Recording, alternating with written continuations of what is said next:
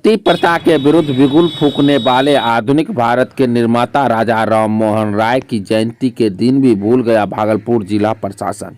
जयंती के दिन भी भारतीय पुनर्जागरण के प्रणेता राजा राम मोहन राय की प्रतिमा धूल फेंक रहा है। प्रतिमा को साफ करने की किसी ने जहमत तक नहीं उठाई। भागलपुर समाहरणालय के पूर्व दीवानी रिश्तेदार यानी कि कार्यालय अधीक्षक रहे भारतीय पुनर्जागरण के प्रणेता महान समाज सुधारक सती प्रथा के खिलाफ विरोध का बिगुल फूंकने वाले आधुनिक भारत के पथ प्रदर्शक राजा राम मोहन राय को कोरोना काल में जयंती के दिन भी जिला प्रशासन भूल गए। यहां तक कि समाहरणालय के परिसर में मुख्य द्वार के समीप लगी उनकी मूर्ति 249वीं जयंती के मौके पर भी धूल फेंकता रह गया। लेकिन कोविड-19 के मद्देनजर जारी गाइडलाइंस को पालन करते हुए उनकी प्रतिमा पर सम्मानपूर्वक माल्यार्पण करना तो दूर, जिला प्रशासन उनकी प्रतिमा पर जमे धूल को भी साफ करवाने की जहमत नहीं उठाई। राजा राम मोहन राय ने तकरीबन 36 साल की उम्र में भागलपुर समाहरणालय में वर्ष 1808 से 1809 तक दीवानी रिश्तेदार कार्यालय अधीक्षक की जिम्मेदारी संभाली थी। वहीं उनके सम्मान में भागलपुर समाहरणालय परिसर में उनकी प्रतिमा जरूर लगा दी गई है, लेकिन आज वही प्रतिमा जयंती के दिन भी सम्मान के लिए शायद तरस रहे हैं। राजा राम मोहन राय ने मूर्ति पूजा का जमकर किया था विरोध। भारतीय पुनर्जागरण के जनक राजा राम मोहन राय का जन्म 22 मई 1772 को पश्चिम बंगाल के हुगली जिले के राधानगर गांव में हुआ था।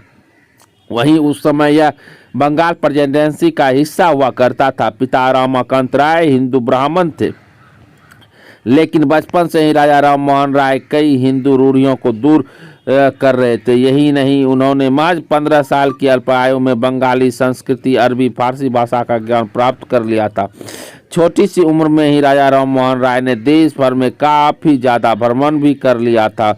इसी कड़ी में केवल 17 वर्ष के उम्र में ही उन्होंने मूर्ति पूजा का विरोध करना शुरू कर दिया था। मूर्ति पूजा के विरोधी रे राजा राम मोहन राय की आस्था ईश्वरवाद में थी। उनका साफ मानना था कि ईश्वर उपासना के लिए कोई खास पद्धति का नियम समय नहीं हो सकता है। पिता से धर्म और आस्था के लेकर कई मुद्दों पर राजा राम मोहन राय का मतभेद भी होता था, जिसके कारण उन्होंने बहुत कम उम्र में ही घर छोड़ दिया। बताया जाता है कि इस दरमियान उन्होंने हिमालय और तिब्बत के क्षेत्रों का खूब दौरा किया और चीज़ों को तर्क के आधार पर समझने की कोशिश की। इसके साथ ही राजा राम मोहन राय ने मूर्ति पूजा और समाज में फैली बुरी कुरीतियों का काफी विरोध किया था। पुनर्जागरण के जनक और आधुनिक भारत के निर्माता राजा राम मोहन राय ने 19वीं सदी में समाज सुधार के लिए अनेकों आंदोलन चलाए थे, जिनमें सबसे मुख्य सती प्रथा को खत्म करने के लिए उन्होंने बिगुल फूंका था। वहीं राजा राम मोहन राय ने 1828 में बर्मा समाज की स्थापना की थी, जो पहले भारतीय समाज में सती प्रथा जोरों पर थी। 1829 में इसके उन्मूलन का श्रेय राजा राम मोहन राय को ही जाता है। इसके अलावा उन्होंने उस दौर में बहुत सारी सामाजिक बुराइयों जैसे बहु विवाह, बाल विवाह, जाति व्यवस्था, शिशु हत्या और शिक्षा को भी समाप्त करने के लिए मुहिम चलाई, और जो काफ़ी हद तक कारगर है। राजा राम मोहन राय ने धर्म में भी तार्किकता पर दिया था जोर।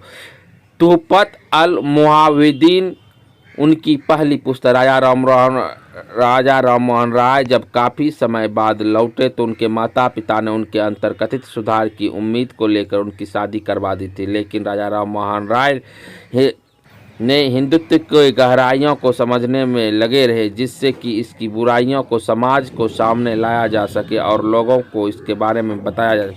उन्होंने उपनिषद और वेदों को पढ़ा और तुहफत अल मुआविदीन लिखा। यह उनकी पहली पुस्तक थी।